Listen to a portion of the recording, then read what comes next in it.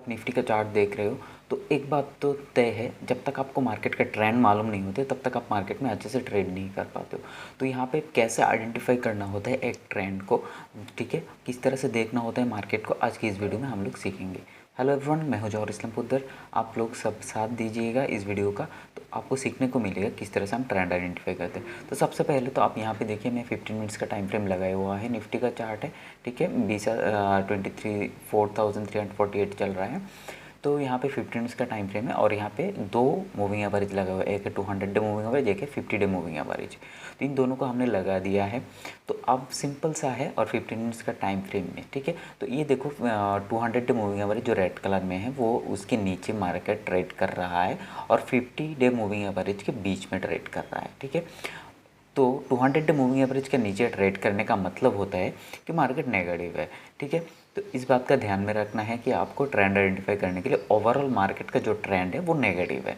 But अगर कुछ दिनों का ट्रेंड अब देखेंगे, यहाँ पे देखिए 15 मिनट्स के टाइम फ्रेम में मार्केट क्या होता है, यहाँ तक आते फिर डेली गिरावट दिखाते हैं, फिर नेक्स्ट डे यहाँ पे होता है फिर गिरावट दिखाते हैं। तो डेली आप देखते हो सेलिंग प्रेशर मार्केट में कंटिन्यूसली है, ठीक है। तो ऐसा कोई भी दिन नहीं है जिसमें सेलिंग प्रेशर बिल्कुल भी नहीं है। ये क्यों है? क्योंकि मार्केट 200 डे मूविंग एवरेज के नीचे ट्रेड कर रहे हैं और 50 डे मूविंग एवरेज को देखेंगे तो उसके बीच में मार्केट ट्रेड कर रहा है, यानी एक साइडवेज जोन की मार्केट है, ठीक है। बट ओवरऑल अगर आप देखेंगे तो यहाँ पे एक ट्रेंड लाइन अगर आप ड्रॉ करेंगे, देखेंगे मार्केट ओवरऑल एक लो दूसरे लो को नहीं कट रहा है, यानी धीरे धीरे करके मार्केट ऊपर जाने की कोशिश कर रही है। यानी ये जो गैप बनाया है मार्केट ने, यहाँ पे आप देखेंगे कुछ दिनों सा, ठीक है, यहाँ पे जो गैप बनाया है मार्केट ने, इस गैप को फुलफ़िल करने की कोशिश कर रहा है, ठीक है। तो हो सकता है गैप में फुलफ़िल होने के बाद गिरावट आए या फिर उसके बाद ब्रेकआउट देखने को मिले। बट आपको इस बात पे ध्यान, अगर आप इंट्राडे ट्रेडर हैं तो आपको इस बात के ज़्यादा ध्यान नहीं देना चाहिए, क्योंकि आपको देखना चाहिए कि मार्केट में कुछ दिनों का ट्रेंड क्या है और उस हिसाब से आप कैसे ट्रेड कर सकते हो, ठीक है। बस इसके अलावा आपको कुछ नहीं चाहिए, बट दिन के दौरान मार्केट का ट्रेंड किस तरफ शिफ्ट हो रहा है उस हिसाब से आप ट्रेड कर लो। अगर आप मॉर्निंग में देखोगे ये गिरावट के बाद अगर आप इंतज़ार कर रहे हो गिरावट के लिए, तो जहाँ से गिरावट स्टार्ट हो वहाँ पे आप गिरावट कर सकते हो, मतलब सेलिंग करके आप ट्रेड कर सकते हो, पुट बाई करके ट्रेड कर सकते हो। अगर आप वन साइडेड ट्रेडर हो तो भी आप कर सकते हो, अगर टू साइडेड ट्रेडर हो तो भी आपके लिए मार्केट में ट्रेड दे रहे हैं।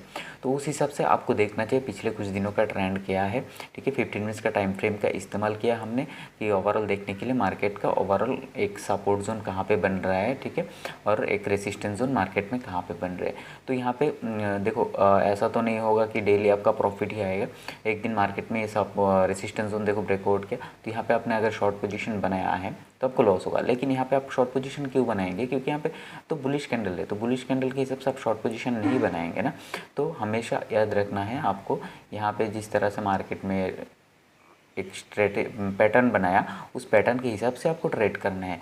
मार्केट को पहले करने दे, उसके बाद आप ट्रेड करें।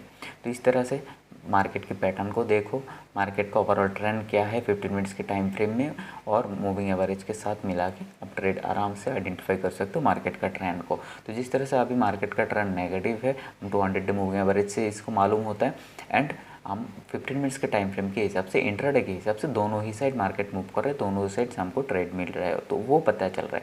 तो उस हिसाब से हम अपना ट्रेड को प्लान कर सकते हैं, उस हिसाब से हम ट्रेड कर सकते हैं। अगर हम बायर से तो हम अवॉइड करेंगे कि कहाँ से हम कॉल बाई कर सकते हैं, अगर हम सेलर से तो वहाँ पे हम पुट कहाँ से बाई कर सकते हो वो सोच सकते हैं, या फिर अगर हम ऑप्शन सेलर से तो कहाँ पे हम कॉल सेल करेंगे, कहाँ पे हम पुट सेल करेंगे, रेजिस्टेंस एंड सपोर्ट के हिसाब से। ऐसा नहीं है रेजिस्टेंस में आ गया तो आप ट्रेड कर देना है, नहीं, मार्केट के ट्रेंड के साथ चलो, ट्रेंड को घूमने दो इंट्राडे के हिसाब से।